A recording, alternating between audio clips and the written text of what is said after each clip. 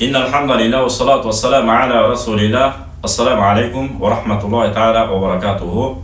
Qayradan keyinki kelgen so'rov javob temamızga girişsek. Men joldoshum menen jashagım gelbeydi. Antkeni arakты içet. Şımına zara töşökö koy veredi. İştegen akçaсын karmatpaydı. Жашаганыма 10 жылдан beri bir argasız жашап келдим. Кыйналып турмушка чыкканымдын себеби карыган атасы бар эле. Ошону караган эч ким жок болгону үчүн чыккам. Жашап кетебиз го дедим. Ата каза болду. Ортобузда бала жок. Мен мындай жашоого чыдай албайм. Динден кабары болсо да аракка берилип кетти. Даватка чыгып жүрдү. Болбоду. Кийинки күндөрү кордук көрсөтө баштады. Өзüm жалгыз кызмын, апам эле бар. Жолдошумдун туугандары кайненем мени жактырбайт. Оорукчансың дешип кыйналып жашоодон тажадым. Кандай кылсам болот? Кеңешиңиз керек. Кетип калсам күнөөгө батпайм-го. Мага таза ыймандуу, ниети таза, намаз окуган, толук динден түшүнүгү бар адам болгум келет мен.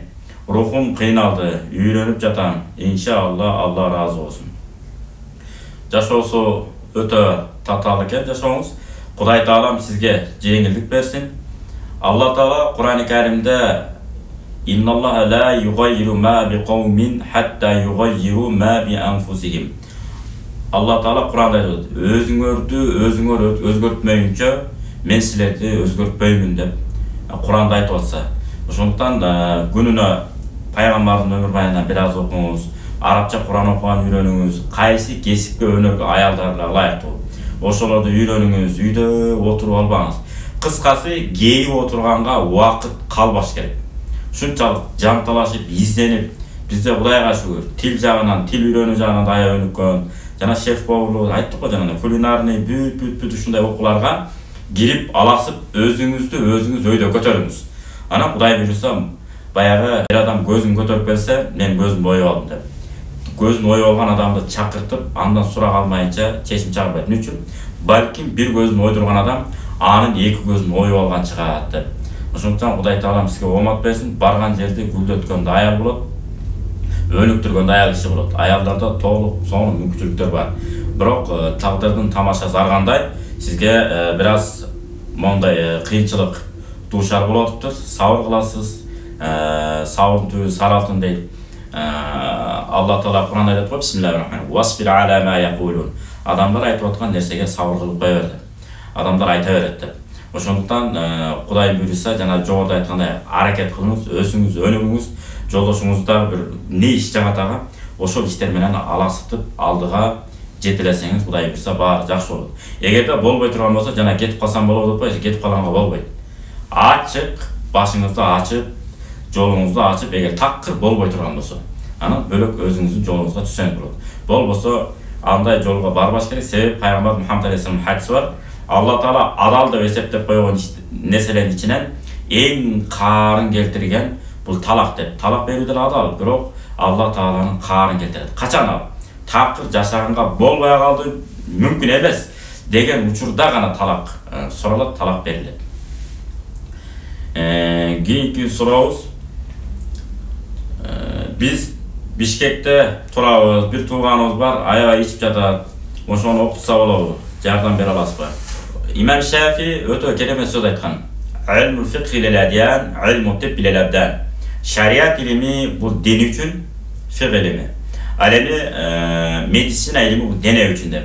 Мунуку канын тазаламайынча, бул кишинин канын тазаламайынча, бул кайра эң себебиси мүмкүн. Ичип кеткен адамдар өздөрү айтат го, билем, ичпейин дейм. Бирок ичпесем өлүп кетип атпаймынбы деп айтат го. Болбой атпайбы бул жагы деп. Ошончо кейип кеп чигенде эмне аны деле туура түшүнүш керек алар деле. Ошон үчүн аларга көрдүңбү ичкен сайын кебетең менен күйүп кетти. Карасаң кебетеңин карасаң болот деген сөздүн ордуна көрдүң ичпесең эле жакшы болуп каласың деген аларды да кереги жок. Жөн эле акыбал сурашып кел. Тоок шорпо, жеңил желпи шорполордон тамактан берип кандай жакшыбы деп, анан кайсы ишке жөндөмдү колунан келет, ошол иш менен алаксытып, ошол ишине кичине көбүрөөк көңүл буруп, Кыскасы аны менен чогуу көбүрөөк болгонго аракет кылыш керек. Өтө ичип кеткен адамдар эмне болуп калат билесиздер да.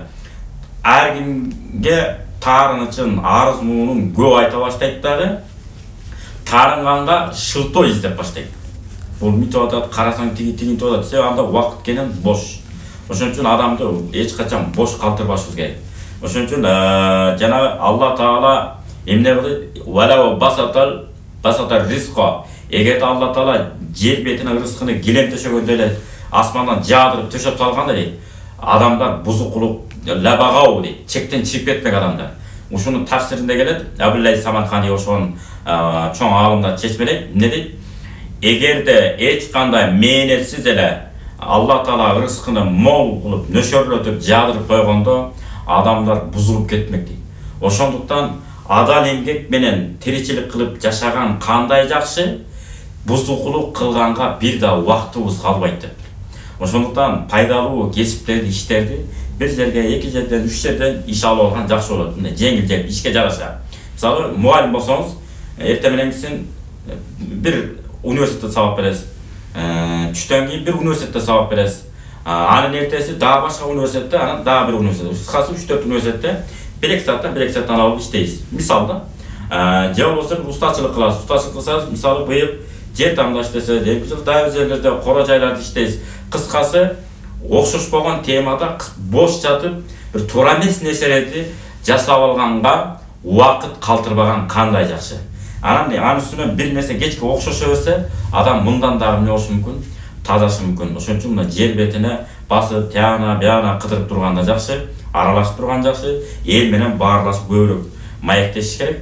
Кудай буйруса, Куранга ыйман тилеп, анча-мынча садака берип ошо тууганыңыздын атынан анан бата тилеш керек. Ат-дуа хуал ибада деген хадистер бар, дуа бул өзү ибадат деп. Кудайдан бата тилеп, ичкилигин тыштаса экен деген баталарды кылып, жана компенсацияларды алдырып, андан кийин дайыма алаксып иштеп тура турган жумуштарды таап, шарт түз берсеңиздер, Кудай мынсап берген күнү бат эле тыштап алат. Кийинки сурообуз, азыркы учурда Москва шаарында иштеп жатам. Мекенибизге барганда ата-энемди келиндүү кылсам деген жакшы тилегим бар. Бирок мен жакшы көргөн кыз жуан. Ал кыз экөөбүз сүйлөшүп жүргөн кезде ала качып кеткен болчу. Тилекке каршы жолдошу менен ажырашып кеткен. Ал кыздын каалоосу мени менен болууну каалайм дейт. Ушул суроомо жооп таба албай атам. Ата-энеме кантип айтсам болот? Бир баласы бар. Эми шарият боюнча боло берет. Бирок пайгамбар Мухаммад алейхиссалам хадис бар, алейкумул абкар. Турмушка чыкпаган кыз балдарга үйлөнгүлө деген. Бирок ошого карабай бир сахаба жуанга үйлөнөт. Анан айтат, сен эмне жуанга үйлөндүңбү десе, ооба, мурунку аялымдан калган кыздарым бар эле. Ал кыздарга энелик кылып кете турган тажрыйбасы бар. Күйөөсү өтүп кеткен аял алдым атайын десе, пайгамбар жылмайып күлүп, туура кылыпсың деген. Себеби демек, сиз турмуш тажрыйбасы жакшы, турмушка көз карашы жакшы деген ниетте болуп атсаңыз, туура эле кыласыз. Бирок кыргыздын одон макалы бар, кулунду тебет деген сөз бар. Баласынын өйдөлдүйүнө мен чыдайм, өз баламдай асырап алам, аталык мээримди төккөнгө аракет кылам.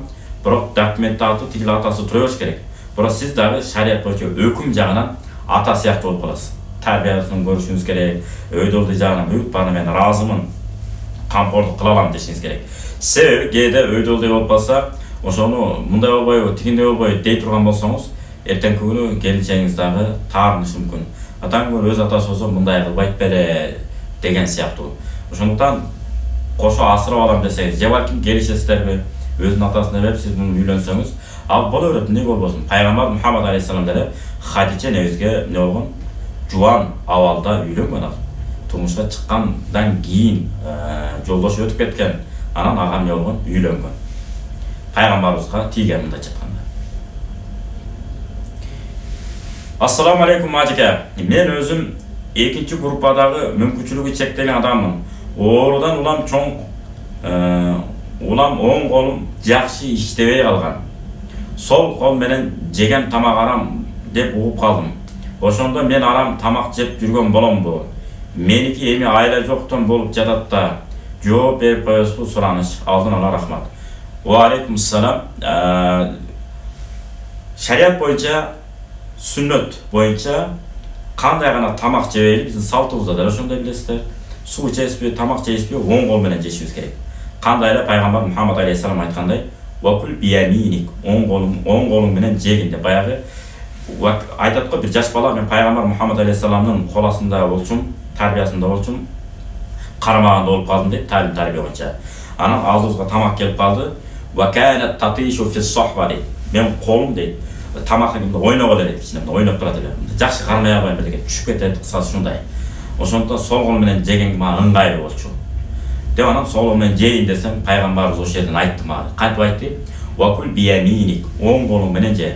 "Вакул мимма яли", жана өз алдыңдан же. Демек, тамактануунун адеби оң кол менен жеш керек, жана өзүңүздүн алдыңыздан жеш керек. Теп жактан алып келип берип жеген болбойт.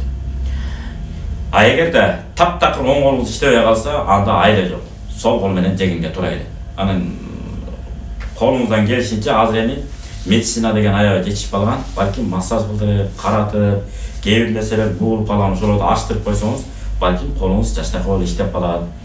Балким жанагындай тренировкалар бар өзүнүн атайын машыгуу. Ошолорду машыгып, азыр YouTube'тарда жүрүп атпайбы? Эки уту жок чемпиондор бар кадимгидей. Кадимде машыгып, жанагындай сууга сүзүп, жана өздөрүнүн ылайыктап жана спорттун түрлүү оюндар бар. Ошолорду ойноп, тиягынан биягына секирип түшүп, чемпион болгондор бар. Аны өзүңүз чыштабай, атайын бир кол тренировкаларын жасап, мындайынан жасайсызбы, мындайынан жасайсызбы, же мындай кыласызбы, балким колуңузду чойдурасызбы. Бүт эң негизгиси күчтүү бир кастопраф, травматолог, бир врачты таап алып, дарыгер дейм. Ошолордун көзөмөлү менен колуңузду оңдоп, дарыланууга аракет кылыңыз. Бирок ага да болбой колуңуз такыр көтөрүлбөсө, анда айла жок, сол кол менен тамактанганга туура келет. Бул шарият боюнча уруксат сизге. Анткени айла жок. Анан ал жерде тамак арам болуп калбайт, кылган амалыңыз арам болот негизинен. Түшүндүңүз да? Атайласаңыз, эгерде берде үзүр болот. Ад-дарурату тубихул мазурат деген шариятта эреже бар. Зарылчылык тыюу салынган нерсени уруксат кылат деп. Оң кол менен жей албай атасызбы? Мүмкүн болбой атат, таптакыр. Демек сол кол менен тамактанганга туура келет. Кийинки суроо. Саламатсызбы? Менин суроом бар эле. Өзүм намаз окуйм 5 маал. Жолдошум да 5 маал намаз окуйт. Турмуш курганыбызга 6 жыл болду.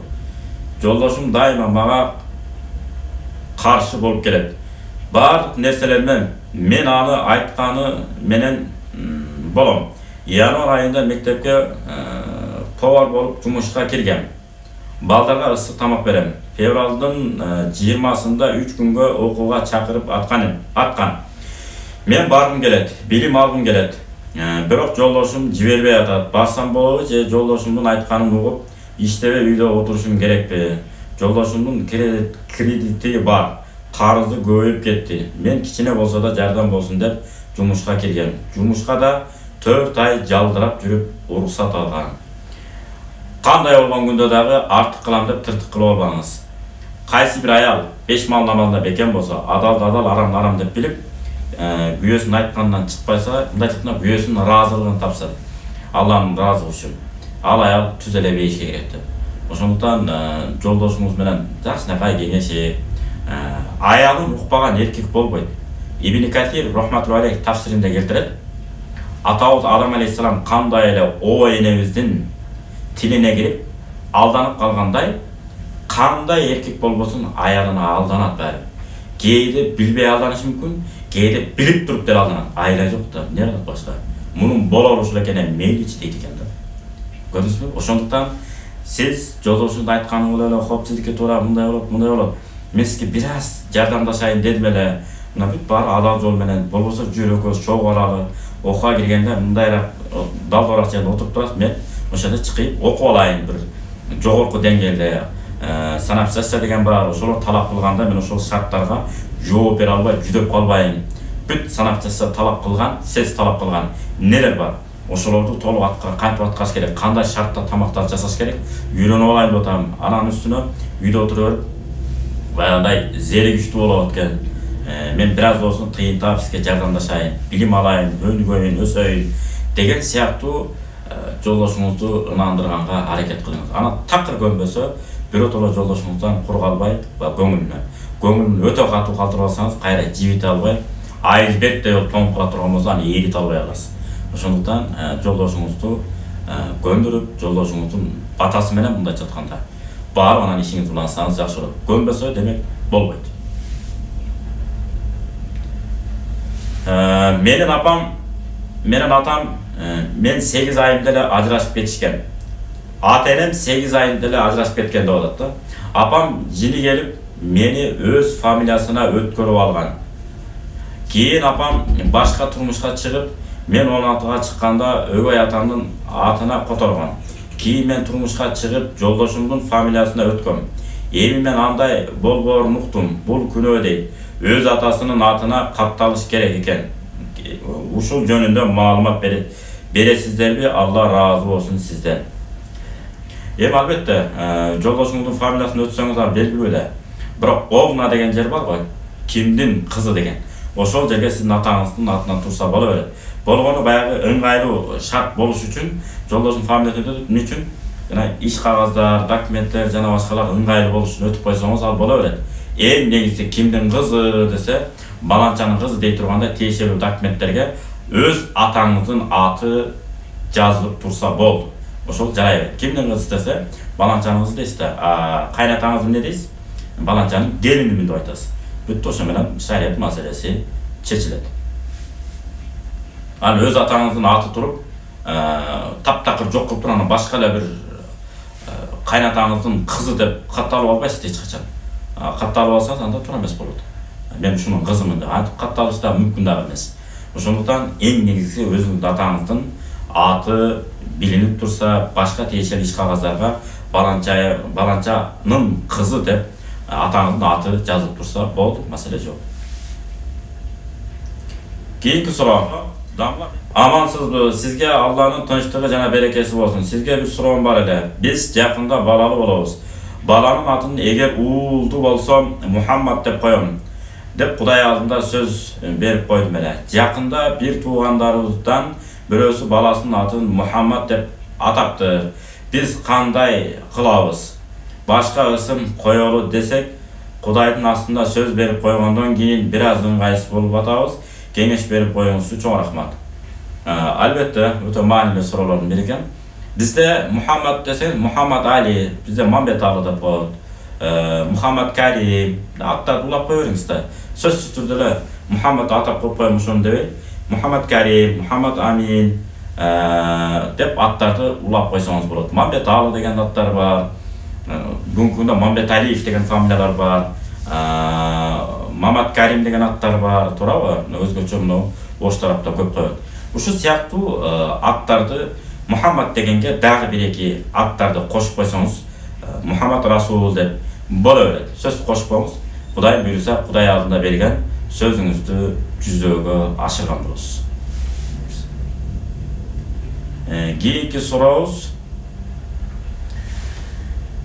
Ажеке, кызым 2-класста окуйт. Хиджаб дайым эле айтабыз, хиджабтын ордуна жоолук деген терминди колдонсоңуздар жакшы болот. Каалаганы камтып алат. Хиджаб дегенде себеби дегенде чүмпөнү алууну эле түшүнүп калып атышат элдер. Жоолук деп айтсаңыз жакшы болот. Жоолук салынат. Эжекеси жоолукту чечкиле деп атат. Эмне кылайлы? Чечип бара берсе боло береби? Мектептен чыккандан кийин салынып алат. Негизи жоолук качан фарз болот?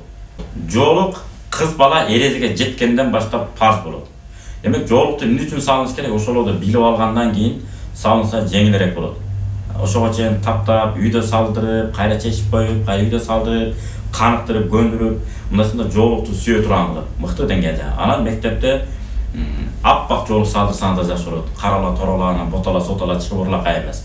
Аппак жашнакай жоолукту салдырып, анан астына юбкасын жашнакай кийирип, тигил жана үтүктөрүнө жашнакай шым кийгизип, эң негизги уяттуу жерлери эмне болсо болду, жабылса болду да. Ошентип чыкытып алып барса болот. Анан адам укугу деген атайын мыйзамдар бар. Ошол эрежелерди жакшылап жаттап алсаңыздар, кордук жок, басмырлоо жок, оңой болот.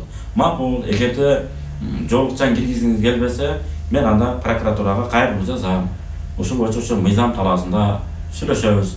десеңиздер дароо эле токтойт. Биз бул боюнча далай жолу кеп кеңештерди бергенбиз, ата-энелер менен жолугуп өзүбүзгө тиешелүү мыйзамдарды жана мүмкүнчүлүк укук берилген укуктарды үйрөнбөйбүз, билбейбиз. Ошон үчүн ар кандай кыйынчылыктарга туш боло беребиз. Эң негизги жолукту кызыңыз. Баягындай мектепке баратканда кээ бир кыздарды көрөсүз го. Бүтүн эзилип жакшы көрөсүң эми, албетте биз түшүнөбүз да. Кетип атсам жолу биякта болот, эртең чыгып жөнөтөсүз да. Түштө кетип атканда жолунун бир жагы, бул жагына, бир жагы баягы кыйшааланып, шыкылдап чокоп кетип аткан болот. Анан эзилип жакшы көрөсүң, күчөгүм деп. Бирок ошондой кылып жүдөбөй турган, өзүнө чыкытып алып жүрө ала турган даражага жеткенден кийин анан жолу салынганы жакшыраак болот. Ошон үчүн үйдө көнүктүрүңүз, каныктырыңыз, анан секин салынып алып чыкып туруп. Жолукту мага Кудай Таалам парз кылгандыгы үчүн мен салынып атам. Ата-энем салын деген үчүн салынган жокмун. Бул мен мусулман үй бүлөнүн кызымын. Сөзсүз мына курмандыкка энебиз деле элечек кийген, андан мурунку энелерибиз деле жолу салынган, жолукчан жүргөн, ошолордун жолун жолдоп, мынакей мен жолукчан жүрүшүм керек дегендей бир оюн ачык даана билдире ала турган даражага жеткирип туруп, тарбиясын берип, анан жолукка кызыктырсаңыздар, Кудайым буйрса жакшы болот. Себеби дегенде жолугун сап эртеси чечип койгондор дагы көрүп атабыз. Андай болуп калбаш керек. Кийинки суроо: Ясин сүрөсүн кайсы аятка чейин жаттап намазга окуса болот? Сизге кеңеш берет элек, ислам негиздери жаңы түрүндөгү муфтияттын көзөмөлүнүн негизинде даарат намаз боюнча толтура китептер чыгып калды. Ошолорду же болбосо Google'га кирип туруп, скачать этип өзүңүзгө көчүрүп алсаңыз болот. Ибадатка байланыштуу ислам негиздери мисалы. Ошону көчүрүп алсаңыз, ошого майда чүйдө маселенин баары айтылган. Эртең даа пайда болот, намаз даарат боло берет.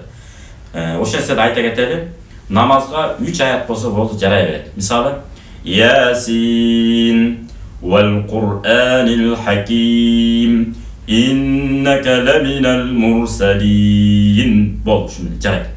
3 аят. Же 3 аят бөлөмүнчө 1 аят. Эми ушул жарай берет. Ошончолук жаттаган болсо, ошончолук билген болсоңуз, намазга кошуп окуй бересиз. Кийинки суроо: Гусул алганга, жуунганга шарт жок болсо, таям алса болобу? Таям ба кургактары. Ооба, чындап эле жуунганга шарт табылбаса, ал кандай? Жуунайын десеңиз ооруп каласыз. Суук тийип калат, же болбосо ден соолугуңузга байланыштуу да негизи. Ошондой учурларда эмне кыласыз? Кургактары алсаңыз болот. Жана жогоруда жооп бергендей эле, ислам негиздери деген китепти алып алыңыз. Таяммум алуу шарттары деген тема бар. Ошол жерден акырын карап окуп аласыздар. Сиздин шартыңыз ошолордун ичинен бирөөсүнө дал келеби? Демек таям алсаңыз болот. Анан жөн эле бир шарт жоктой болот деп мындай таям алып берейчи, анан баары эле кургактар ала берген болбойт. Качан жанагындай атайын таяммум алуу шарттары деген теманы окуп алсаңыз, Кудай буйрса калган маселе өзү эле чечилет. Кийинки суроо: Ажеке, кандайсыз? Мен сизге суроо берейин. Мен бир ишти туура эмес кылып алдым. Үйдөн анан атам катуу урушканынан мен чыдай албай кыйкырыша кеттим. Бирок атам арак ичип алат. Не кылышым керек? Атаңызды капа кылбаңыз. Сиз атаңыздын алдында эч ким эмессиз. Атаңыздын алдында сиз нөлсүз, жоксуз деген сөз. Атаңыз эмне экен? Мындай бир туура эмес сыяктуу сүйлөп атабы, деп коңуз. Ата өзү деле көп сүйлөй бербейт. Баягы этияттайт өзү. Кандай эле ата билбейм, акылы 101 же 99 болду бир экен ашыкча сүйлөп албаса, ата өтө этияттайт. Чоңоюп калган балдарын аяк мамиле кылат. Себеби өзү дагы ошол кезде бизде болуп жүргөн да жаш кезинде. Этияттайт. Эгерде ишти жакшы жасап атсаң эмне кылат? Азаматсың балам дейт. Кээде деп угуп коюш керек, кулактын бул жагынан кетирип. Чындап эле туура эмес бирдекелер сүйлөп алышы мүмкүн. Ооба, деп. Себеби биз бала кезде канчалаган туура эмес нерселерди кылганбыз, туура эмес сөздөрдү сүйлөгөнбүз, туура эмес нерселерге, кыйын болгон нерселерге буйрук бергенбиз. Каяктан билесиз, бирөөлөргө өзү карыз болуп жүрөт. Эптеп биртке тапкан акчасында сизге оюнчуктарды алып берип чоңойткон. Анан эми сиз бир-эки сөзүн көтөрө албай, же балким сиз бир аз тыйын таап калгансыз, ошого мачырканып, көп зиртилдеп аткандырсыз. Ошон көп ушундай болот адам. Илимге, же болбосо бир байлыкка бир аз жөндөмү ыңгайы келип, акча таба баштаганда, же болбосо жанагы даражасы көтөрүлүп баштаса, зиртилдей баштаган адамдын табигый көрүнүшү бар. Баягы баланы баксаң, оозу мурдуң канжалайт, мал баксаң оозун мурдуң майжалайт деген сөз бар го. Ошол сыяктуу ата энеге эч качан жана өзгөчө аталарга туура эмес мамиле кылып, туура эмес бир көз карашта мамиле кылып алып туруп көңүлүн калтырып алгандан этият болушубуз керек. Кандай болгондо ата эненин батасын гана алышыбыз керек. Күйөөм менден 7 жаш кичине. Bir balam бар. Бирок мага үйлөнгөнүн туугандары билбейт. Эми үйлөн деп жатышат. Башында айткан, үйлөнсөм да сени таштабайм, карайм деген. Бирок мен үйлөнүшүнө каршы болуп жатам. Ошондо мен каршы болсом да ал үйлөнсө боло береби? Экинчи суроом, каршылык кылганым мага күнөө жазылбайбы? Жооп берип коюңузчу суранычы. Негизи тең менен тезе кабы менен дейт. Ар бир нерсе өз жолу менен болуш керек. Эгерде өзүңүз тең болсоңуз, жашап кеткенге мүмкүнчүлүк бар болсо, укум тукум улап кеткенге мүмкүнчүлүк бар болсо, ачык эле чыгышыңыз керек. Мен силердин келиниңер болом деп. Жолдошуңузга айтыңыз. Айт, мен аялым ушул деп эле. Эгер антип айта албайбы, анда сиз каршы чыкпашыңыз керек. Макул, анда ал жака жашай алса алсын. Алып туруп, бирок сизди айткан абалда алыш керек. Менин аялым жок деп бирөөнүн кызын билдирбей алып алып, анан бул жагында тиги жагын ашмактайын чыгарган болбойт. Сөзсүз түрдө сиз менен жашап атканын жаңы келе турган келин дагы билиш керек. Ооба, мен кабарым бар деп. Болбосо жанагынтип уурданып жашаганын кереги жок. Өзүңүздү сыйласаңыз, ачык эле айтышыңыз керек. Макул, анда бөлөк аял алып үйлөн, бирок бизди тыштап кетпегин деп. Же болбосо ачык эле барып, мен силердин келиниңер болом деп ачык айтышыңыз керек. Ушундай. Анан барып нерсемде бекип жүрөрсө, оорун жашырсаң өлүм ашкера дегенде эртең күнү бардыгы ашмактай чыгышы мүмкүн. Эгерде өзүңүзгө ишене албасаңыз, укум тукум улап кеткенге, улуу сөз уят жок дегендей, анда сиз ачык уруксат беришиңиз керек болот. Себеби бирөөнүн келечеги эмне болбош керек? Баланын келечеги талкууланып калбаш керек. Ден соолугуңуз жакшыбы? YouTube'дан видео, WhatsApp'tan Kur'an alifbesinin kanaldan tajvid erejelerin sabaqtарын көрүп үйрөнсөм болобу? Den соолугуңуз жакшы, Аллага шүгүр, рахмат. Албетте болот, эмнеге болбосун. Бирок сөзсүз түрдө устат шарт. Бир жумада бир жолу, же эки жумада бир жолу YouTube аркылуу үйрөнүп, ката үйрөнүп атасызбы, же туура үйрөнүп атасызбы, туура эмес үйрөнүп атасызбы? Бүгүнкү күндө 10-15 адам биригип, же 5-6 адам биригип, бир устат жалдап, ошого төлөмүн төлөп, окуп аткандар толтура. YouTube'дан үйрөнөсүз. Жана азыр Zoom деген чыккан, WhatsApp деген чыккан, дагы башка түрлөрү чыгып калган. Мондай видео менен чалышып сүйлөшүп, калгандары микрофондон өчүрүп турат, ким сабак тапшырат. Ошол гана микрофон иштетип, сабагын тапшырып турат. Эгерде башында ката жаттап ала турган болсоңуз, бүттү. Кийин арабча үйрөнсөңүз да баягы катаңызды кайталап тура бересиз. Оңой менен оңдой албайсыз. Ошол үчүн башында таңбаларды жакшы жаттап өткөрүп алыш керек. Таңбанын чыгарыштары. Мисалы, Кул а'уду би раббил фалaq min şerri ma halaq. Halaq desеңиз жарат болот. Min şerri ma halaq desеңиз, halaq деген чачын лысый кылып алды. Min şerri ma halaq desеңиз, өлүп калды деген сөз, halaq деген. Же болбосо калби десеңиз, жүрөгүм болот. Калби десе к кылып койсоңуз, калби десе итимсиң болуп калат. Калби десе жүрөгүмсүң. Көрбөйсүзбү, ушундай таңбалардан эле маани өзгөрө берет. Ошондуктан сөз түрдө бир устатты кармаңыздар, калганын YouTube'дан үйрөнүп алып, туура үйрөндүңүзбү, туура эмес үйрөндүңүзбү, устатыңыз аркылуу эмне кыла аласыз, туура ала аласыз. Ошол үчүн устаты жоктун устазы шайтан деген эреже бар. Кийинки суроо, жолдошумдун экинчи аялымын. Жашаганыбызга 18 жыл болду. Никебиз бар, туура. Бирок түндөсү чогуу жатпайбыз. Биринчиси менен чогуу жатат. Чогуу жатпайбыз. Эмнеге десем, үйүң бар, курсагың ток, дагы сага эмне жетишпейт дейт. Мен уккам, катын төшөгүн бөлүп жатса болбойт деп. Ошону айтсам түшүнбөйт. Бирок жолдошум дуңган. Орусча жазып жооп берсеңиз жакшы болмок. Биз сизге кыргызча эле жооп беребиз, сиз өзүңүз орусча которуп берип коюңуз. Мындай кыласыз. Туура, шарият боюнча эч качан аял эркек бөлөк-бөлөк жатканга болбойт. Эми балдары жаш болуп, бир аз аласталып деп, анан кайра кээде уктап калат, башка болот, бирок эң негизгиси аял эркек чогуу болуш керек. Пайгамбар Мухаммад алейхиссалам дагы намаз окуп атканда айтат го, Айшаны узак окугандыктан мен бутумдун устуна уктай берет элем, рүкү сеждеге барганда бутумду тартып алат элем деп. Ушунчалык аял эркек эч качан не болуш керек, эри шаркак болуп ажырабаш керек. Иттин үнү болгон жерге жатпа дейт. Аялды какпа, зекибе деген сонун насил салт-саналарыбыз бар жашынакай. Ошондуктан аял киши эч качан жолдошу менен бөлөк түнөгөнгө болбойт. Чогуу түнөш керек. Шариаттын бул талабы. Ошону өзүңүз ынандырыңыз, түшүндүрүңүз. Же болбосо экинчи вариант, экинчи жол жанагы жогоруда айтылгандай, башында айтып кетпедикпи? Аял киши өзүн өзү көтөрүш керек, өзүн өзү баркташ керек. Илим жагынан болот, билим жагынан болот, тамак аш жагынан, бак жагынан өзүңүздү көп жагынан жетиштирсеңиз болот. Бүгүнкү күндө аялдар улусуда уят жок деп, денесин чыйралтуу максатында жалаң аялдардын өзүнүн гимнастикалары бар. Ошол жактарга барыңыз. Жалаң аялдар менен чогуу сүйлөшүп, баарлашып, кадимкидей ашыкча салмак болсо, аны алып салып, салмак жетпей атканда бир аз салмак кошуп, албетте шарият тыйбаган жолдун негизинде. Бүт ошондо жетишкен жагына жетишсе, мына кече Гиннескага кетти. 64 жаштагы экен. Ошол киши 4000 жолу турникке тартынды. 8 саат, 9 сааттын ичинде. Мына мен да 70-72 жашка чейин буюрса мен бербейм бул өзүмдүн койгон рекордторумду деп карабайсызбы? Ушунча максат коюп алган. Кече дагы биз таң калыш нерселерди айтпадыкпы? 1 мүнөттө 20 000 сөз окугандар бар, 10 000 сөз окугандар бар. Бул жомок эмес.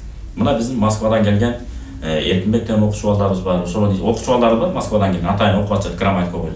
Ошолордун арасында Эркинбек деген бир окуучубуз бар. 1 мүнөттө 54 000 окуган окуучулар бар экен. Өзү 90-дан 100 000ге чейин сөз окуйт 1 мүнөттө. Ана буга адам жетишет экен. Бул таң калыштуу нерсе эмес. Имам Шафи рахматуллахи алейх Куран жаттаганда бир жагын жаттап, бул жагын жаап алып жаттап атпайбы? Эмне үчүн? Кокус бул жакка да көз түшүп кетсе, экөө чаташып кетет экен. Кайранын бул жагын жаап туруп, анан кайра бул жагын кайталаган. Ушинтип жаттоо бул мурун эле бар болчу. Болгону биз өздөштүрүп алган эмеспиз. Мына бүгүнкү күндө биздин уул кыздарыбыз жетишип отурат. Анысыңары сиз дагы окуп, чокуп жетишсеңиз болот. Алдыга өнүккөн үстүндө өнүгүшүңүз керек. Менкен болбой калды. Мен колуман ишке келбей түшөт деп, бул өзү шалпайып мөгдүрөй берсек, мөгдүрөгөндөн мөгдүрөп, артка кеткенден артка кетебиз. Эч качан адамдын өсүшүнө алып келбейт. Жалаң гана өкүнүч болот. Ошон үчүн Алла Таала Куранда айтып атпайбы? Такыр айла калбай калса, тоо таштарды карап эс алыш керек экен, сууларды карап, жаныбарларды карап, кыскасы адамды эс алдыра турган, шарият тыйбаган нерсени алектенген аракет кылыш керек. Куранда айтып атпайбы? Бисмиллахир-рахманир-рахим. Афала янзурuna ilal ibili kayfa khuliqat. Töөлөрдү кара кандай жаратылган. Билеген чоң төө адамга баш ийип койгон. Wa ila as-samaa'i kayfa rufi'at. Асманды кандай бийик кылып көтөрүп койгон. Wa ila al-ardi kayfa sutihat. Мына кете берет. Ошо тоолордо wal jibala utala, тоолордо казык кылып койгон аяттар бар. Тоолорго чыгыңыз, тияка чыгыңыз, бияка чыгыңыз, суулар барыңыз. Кыскасы адамды биз керек болсо жеп аткан тамагыбызды дагы ыңгайлуу болуп, шарттуу тамак экенде эле жей бербей, өзүбүзгө жаккан жашынакай тамактан азыраак жеп коюңуз болду. Пайгамбар деле койдун этин даалысын жакшы көрүп атпайбы? Даалысын жакшы көрүп жеп атат. Демек койдун кайсы жери жагат? Кээ бирине карчагасы жагат, кээ бирине кабыргасы жагат. Мына ушул сыяктуу өзүңүзгө жаккан шартты түзүп алыңыз. Кудайым буйруса, жолдошуңуз сизди көздөй эмерлет. Качан балдарыңызды чыгаан мыкты кылып тарбияласаңыз. Анан акыры шарият боюнча окуп бере бересиз, айтып бере бересиз. Шариятта момдой. Эртең кыямат күнү жүзүң экиге бөлүнүп бузулган абалда тирилбейм десең, тигил аялыңа дагы, мага дагы калыс мамиле кылгын, адилеттүү мамиле кылгын деп шариятка такап койсоңуз болот. Эмне үчүн? Качан ошентип айта аласыз? Эгерде мыкты балдарды өстүргөн болсоңуз, тарбиялаган болсоңуз, жана өзүңүздү таза бийик деңгээлге такыбалыкка бекен болуп алган болсоңуз. Эгерде Кудайга болгон такыбалыгыңыз өтө бекен болсо, башкалар да сизге эмне кылып коет? Ошондой такыбалык деңгээлде мамиле кылдырып коет. Кийинки суроо, жаңы жумуш баштаганда кандай дуа окуйт? Эң жакшы дуа бисмилlah. Таваккална алаллах. Ана Аллахтын аты менен Кудай Тааламга тоокел кылдык деп, бисмиллахи Аллаху акбар деп ишти баштай бересиз. Натыйжа аракет бизден, натыйжа Кудайдан деген сезим менен. Анткени баарын мен кылам, иштейм дедим де, мен ошого жараша баарын жейм, ичем, бүт баарын тутуп берем дегендер бар, башкача. Андай болбойт. Kul cemiyet buyruktu, Kudayım bilet buyruktu deydi. Жүгірген албай, бұйрығын алады дейді. Ошондуктан дайыма биз аракетти жасай беребиз, натыйжаны Кудайга таштайбыз. Сөз ар бир иш дайыма эмне менен башташ керек? Бисмилла менен башташ керек. Ушу менен сурообуз аягына чыкты, суроолорубуздун аягына чыкты. Кийинки суроо жооп көрсөтүүбүздө көрүшкөнчө сак саламатта туруңуздар. Ассаламу алейкум ва рахматуллахи таала ва баракатуху.